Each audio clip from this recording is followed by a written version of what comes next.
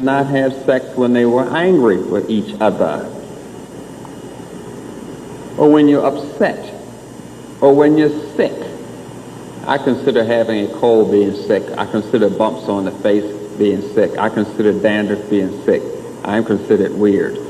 But in any case, people do not have sex when they're sick. You know, like you got all this snot coming out your nose. Don't be, please, No sex when you're breastfeeding. No sex when the lady's pregnant. And I'm not going to mention no sex when the lady's menstruating. No. So I'm gonna stop it right there because the first couple times when I was listening to this, I'm gathering it. By no means am I going to try to challenge or debunk or say what he's saying is wrong or right, because I have not put in the time, work, or effort, and we ain't have enough time between the weeks for me to even try. But what I am going to say is what he makes me think about is sexual deviance and the normalization of sexual deviance. That's the first thing that comes to my mind when I hear him talking about the times and the places when we're not supposed to have sex. Um, One of the things that stand out to me is I've had plenty of conversations with black women and white women about having sex while they're on their menstruation. And we're gonna say it like that for the YouTube algorithm, while they're on their menstruation. And I've I've had maybe less than 1% of black women who was like, yeah, I have sex while on my menstruation, while pretty much 70% of the white women. I can distinctly remember having this conversation with this young white girl, this nursing student. Um, when I was working for the health department, at times I had to take nursing students out and show them different places where we did our outreach, and having this conversation with this girl, and she's talking about having sex on her period, and I'm just sitting there disgusted. And because in my mind, that's isn't that when the body's dispelling what it don't need at that time? And so to be using that as lubricant and thinking that enhances or you need that within the sex and stuff, but you may think you're like, oh, it makes it even wetter. Like what? What are you talking about? But overall, it makes me think about sexual deviance, the normalization of sexual deviance, and how far from because at the beginning of it, he was talking about historically and culturally how African people engaged in sexual relations versus how we engage in sexual relations now. It's especially since we've assimilated so far into white culture, we've adopted a lot of their practices, and a lot today in 2022, it's hard for us to distinguish between the wild stuff white people doing and the wild stuff black people doing. Yeah, um, culturally speaking, he's really speaking about the bestiality of Europeans. In terms of being able to, to have sex or to intercourse under those different situations, and there's another component too, uh, spiritually. In African-centered culture, sex is more so looked at as a spiritual act. And when a person is sick and under the weather, a lot of times it's assumed that that is also, dealing with some type of spirit or some type of entity that could be causing that sickness. And when you mount somebody or you penetrate somebody, there's a transference of not just fluids, but also spiritual energy. Yes. You know what I'm saying? So it's almost like I'm sick and I'm gonna pass my sickness off to you. So these practices weren't common. And I'm not talking about the colonized version of Africa or Africa after it was penetrated. You can actually say, you look at it and think of it from a bigger perspective. Africa was penetrated Yeah.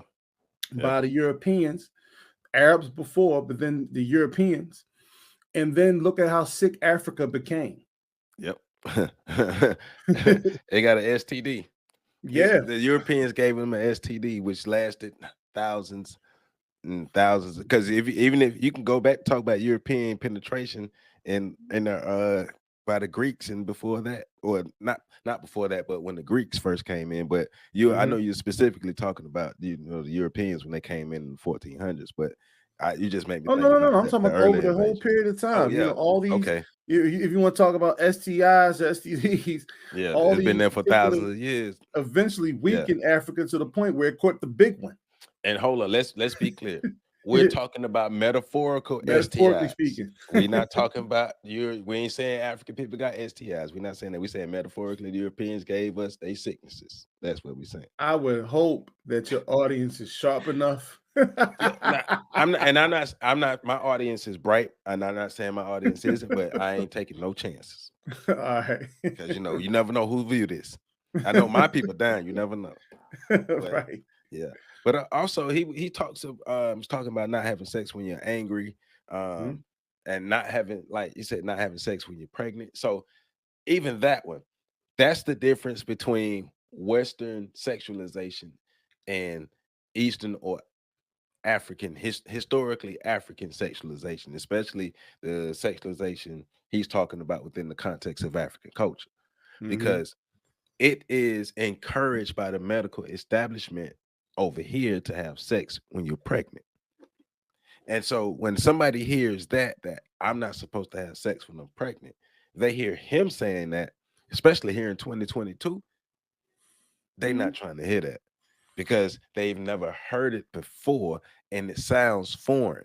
Our cultural context of sexuality sounds foreign to us because we don't know it. Yeah, I can't even add anything to that. But that's what I thought about when it came down to that, because I'm thinking about everything that he's saying, or all the instances and all the situations he's saying don't have sex, and I'm just thinking, man, you really like hampering a lot of the sexual, like you hampering people's style when it comes to sex, because that's pretty much against a lot of stuff we've been taught, stuff that we've just learned over the time, whether somebody taught us or we just watching porn or however else you learned it. But it's gonna be, when people hearing that, I can just see black people like, nah, I ain't doing that. I ain't not. I'm gonna have sex when you're supposed to have sex when you're mad. You supposed, because he talks about, okay, don't have sex right before you eat, don't have sex right after you eat. You know how feeding somebody and giving them sex is what we do over here. Some people get dinner for sex, or sex for dinner. Right. So now you talk about challenging and reversing Western cultural norms that we're not used to, but cultural norms that feel good to us. So it's different. Yeah, and that's the thing. We seem to, and I'm talking about the majority of black people who live in America and in the Western world who are practicing Western culture. A lot of us reject our culture because our culture deals away with, has a lot of taboos. Our culture speaks to being disciplined. Our culture speaks to rules and boundaries. And because those rules and boundary go against what's been planted in us, here we go again, with Western colonization, then it feels wrong to do what's culturally had been right for thousands of years. You can't be disciplined and deviant at the same time. Yeah. The only thing we've been disciplined about is being deviant. Chaos has ensued. All right, let's move forward. Sex before and after a meal. If you have sex just before the meal, then the blood supply is gone to your reproductive organs. It's not going to go to the meal. And then you eat, you're going to shift the blood from your reproductive organs and shift it to your stomach, and therefore the reproductive system is going to get weak. It's going to cause it to deteriorate. So you don't want to have sex just before you exercise or just after you exercise. You're shifting into two different systems here. You're going from parasympathetic to sympathetic, and that's going to drain the reproductive system. No sex during storms. Before we tackle what he's saying with the storms, once again, I ain't trying to challenge none of this information. I have none of the credentials, none of the information. But the link between sex, sexuality, and health. How we take care of ourselves and the lack of care that we do have for ourselves, but within all of that, we are still engaging in sexual activities with each other. And so going back to talking about passing on these spiritual connections, these spiritual ties that you got on people. So you, especially nowadays where having sex with everybody is being encouraged on both sides. It's already been encouraged by men to just knock down everything you see. But now it's being encouraged for women to, hey, go have sex with as many men as you want to, because that's empowering and liberating. And we have no regard for our physical, mental, spiritual, emotional health when it comes to sex. The only thing we really thinking about a lot of times is ego and sexual gratification.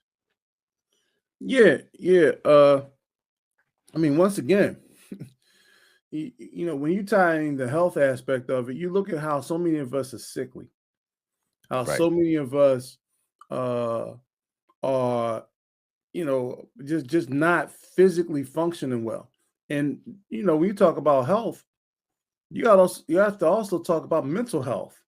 Right. And mental health in our community is at an all-time low in terms of people's ability to function, stressors and all those other outside factors. So when you factor in the fact that when you do have sex, there is something that takes place in the body Yep. that where there's a blood drain from your extremities, specifically for men. There's a blood drain from your extremities and also from your brain. In addition to that, you also put strains on different parts of your body, you know, like your prostate. And if your prostate does not get the proper rest or things of that nature, you know, we have seen the dilemma of prostate cancer and other disabilities that have caused major crisis in the families in the Black community. So that's something we really need to pay attention to. But you're going, I'm glad you said it the way you said it, because it goes back to the contrast between what the Western world teaches and what the Eastern world teaches. Mm-hmm. And that's a conflict between who we are and what our lineage is as well.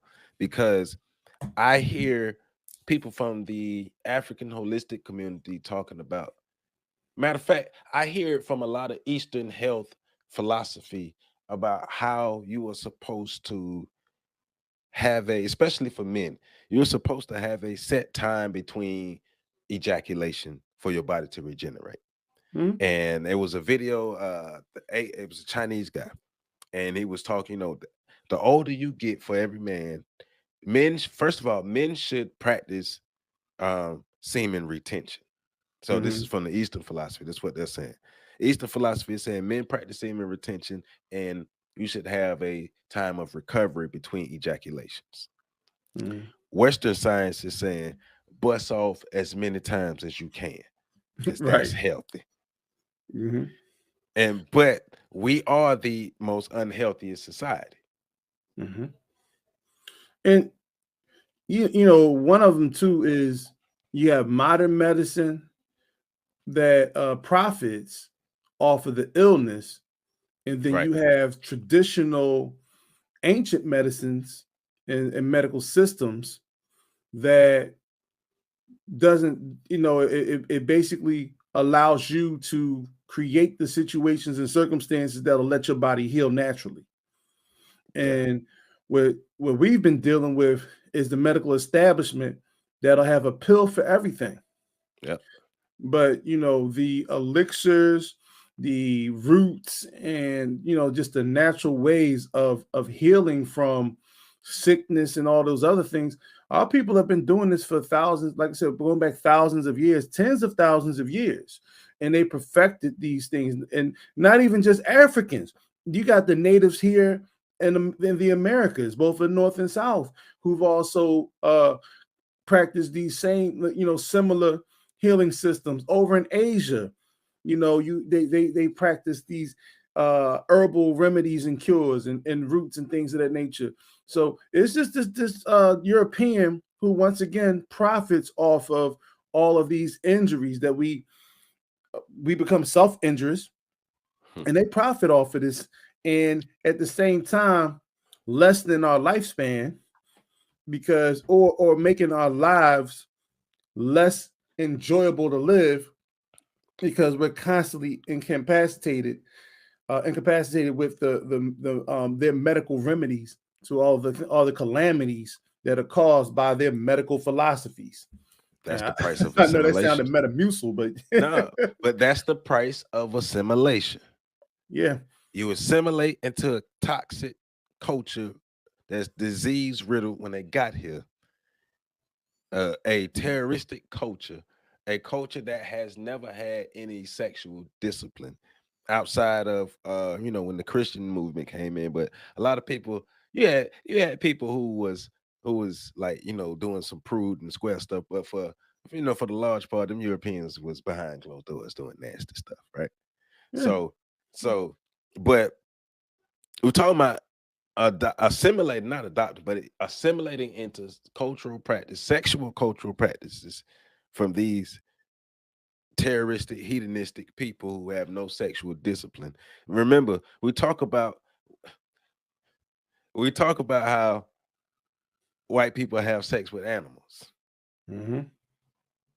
We've had people tell us these stories. We've seen people get arrested. Like I'm in Tallahassee, Florida. It's country around here. It's folk every now and then get arrested for having sex with cows and horses and sheep and stuff around here. Man, But listen, there's a that's the culture school. we adopted. We assimilated to, rather. There's a high school here in Philadelphia.